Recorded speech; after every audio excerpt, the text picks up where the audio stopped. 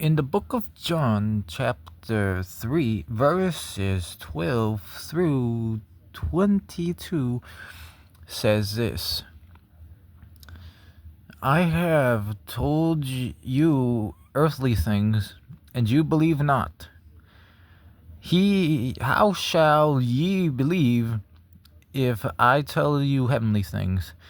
And no man hath ascended up to heaven, but he that come down from heaven, even the Son of Man which is in heaven. And Moses lifted up the serpent in the wilderness. Even so must the Son of Man be lifted, to whomsoever believeth in him shall not perish, but have eternal life. For God so loved the world, that he gave his only begotten Son, that whomever believeth in him shall not perish, but have eternal life. For God sent not his Son in the world to condemn the world, but to save the world through him might be saved. He that believeth on him is not condemned, but he that believeth not is condemned already, because he hath not believed in the name of the only begotten Son of God. And this is the commandment, that light is come into the world, and men love darkness rather than the light, because of their evil deeds. For everyone that doeth evil hateth the light, neither cometh to the light, lest his deeds be reproved. But he that doeth truth cometh to the light, that his deeds may be made manifest, that they are wrought in God.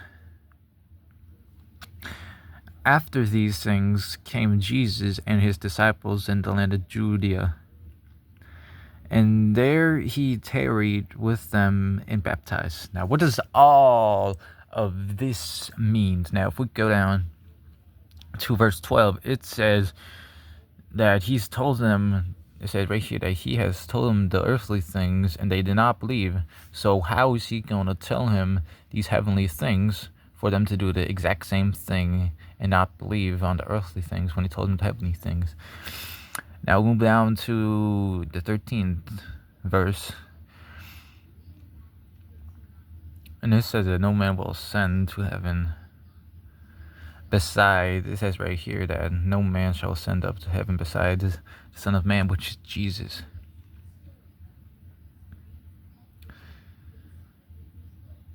Which means that over time, that no one shall ascend up to him, because, we're still alive and on this earth, but when we die, we will have our spot.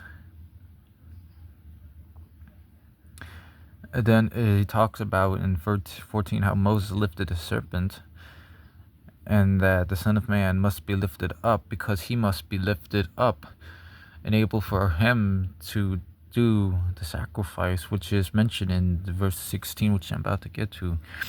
You go down to verses 15 and 16. 15 says that who believe in him will not perish, but have eternal life. This means that when you perish, you do not die, but you will have eternal life up in heaven with him. And he said right here, for he, God, loved the world, that he gave his only begotten Son, to whomever believes in him shall not perish, but have eternal life. Again with the 15th verse, that Jesus Christ died on the cross that God sent, that if you believe, if you would not die or go into hell, but have eternal life up into heaven. You go on to 17. It says that God sent his Son not to condemn the world, but that the world can be saved through him.